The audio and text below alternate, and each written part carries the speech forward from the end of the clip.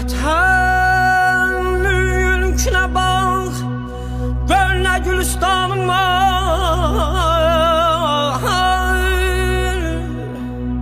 Nərgizim yaz, səmənin sümbülü reyhanı var. Vətən eşqi ilə yaşar indi bütün insanlar. Verməyen can kimi məndən ona qurban var. Məni şəm yandıra bilməz, o da pərvanə kimi. Yurdum oğlar vətənim üçün Azərbaycanım var.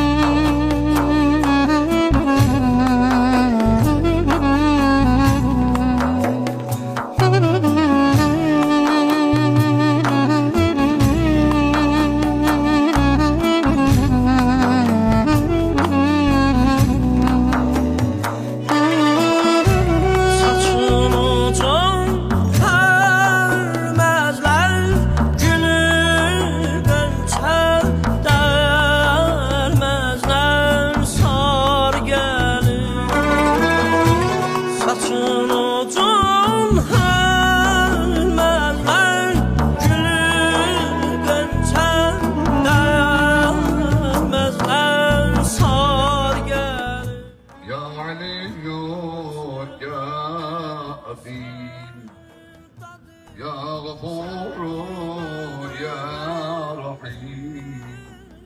Allahu Ekber, Allahu Ekber. Allahu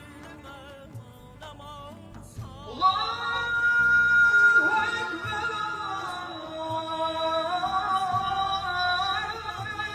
Allahu Ekber.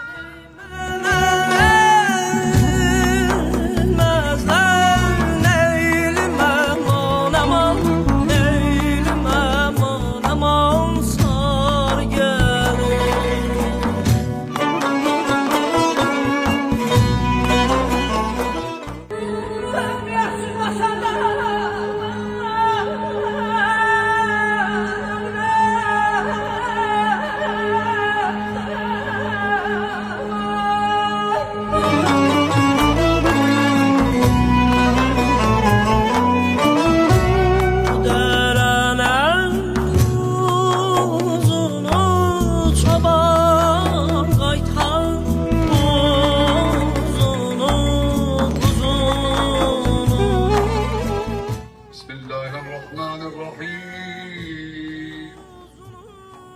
İnna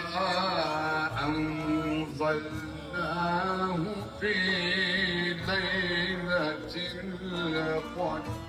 Ne ola bir gün göreyim, Geldim şu yaylanan için saplar. değilim aman aman, değilim aman aman, sar gel. Ne ola bir gün. Tülhan kardeşim, Allah yüreği ve cura versin. Tülhan kardeşimiz bu güzel Ramazan ayında iftar süfresi teşkil edip şehit aileleri için, gazi aileleri için Allah kabul eylesin deyirik. Allah şəhidlərimizə rəhmət eləsin. Allah valideynlərinə, əzizlərinə, qalanlarına səbr versin.